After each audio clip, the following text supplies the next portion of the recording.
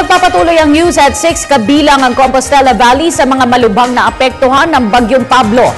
Alamin natin ang iniwang pinsala at dalamhati ng bagyo doon sa report na ito ni Vicky De Guzman ng PTV Davao. Maraming salamat, Stasi.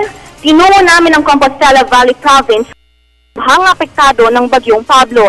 Sa pagpunta namin sa New Bataan ng Combal kung saan sinasabing pinaka-apektado ng nasabing bagyo, nadaanan namin ang mga iba't ibang barangay na lubha rin na pinsala. Alam nyo kung nababahala na ang ilan na makakita ng mga malalaking punong natumba o posting na bali at natumba o mga bahay na wasak. Kanina sa New Bataan, Compostela Valley, halos lahat ng lugar ganoon ng itsura. Naging ordinary na lamang mga punong natumba sa mga kalsada. So napuntahan namin kanina sa poblasyon mismo ng New Bataan ay nakausap namin ang mayor nito na si Lorenzo L. Balbin Jr. kung saan ang nanguna rin sa relief operations doon. Ayon sa kanya, halos buong New Bataan ay lubog pa rin sa putik. At nakita natin ito kanina, Kathy, no, na ang buong marami nga sa lugar sa New Bataan ay lublog pa rin itong makakapal na putik.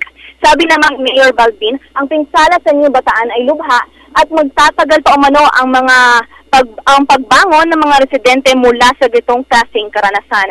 Sabi naman ng Regional Director ng Department of Health na si Abdul Dumama, nagkukulang na umano sila sa mga cadaver bags, ngunit sinisiguro nito na may matatanggap sila mula sa Davao City at Maynila. Siniguro rin niya ang mga gamot at iba pang pangangailangan ng mga evacuees. At kanina sa New Bataan kung saan nandoon ang mga evacuees, ay nakita natin ang listahan nila, ang validated listahan nila as of 2 p.m. nitong araw, kung saan 16 sa mga barangay ang apektado, 2,916 evacuees na ang nandoon as of 2 p.m. 75 ang patay, 133 ang injured, 108 ang injured na mga evacuees at 47 identified casualties. Sabi naman ni Governor Arturo Uy ng Compostela Valley Province, aabot umano sa 3 bilyong piso ang kabuuang halaga ng pinsala ng Bagyong Pablo. At 70% nito ay ang pinsala sa agrikultura.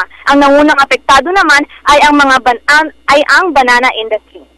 Samantala, kaninang umaga, dumating si DILG Secretary Maro Has dito sa Davao City para sa coordinating conference with officers from National Disaster Risk Reduction Management Council at Humanitarian Country Team. Para sa Telebisyon ng Bayan, Vicky De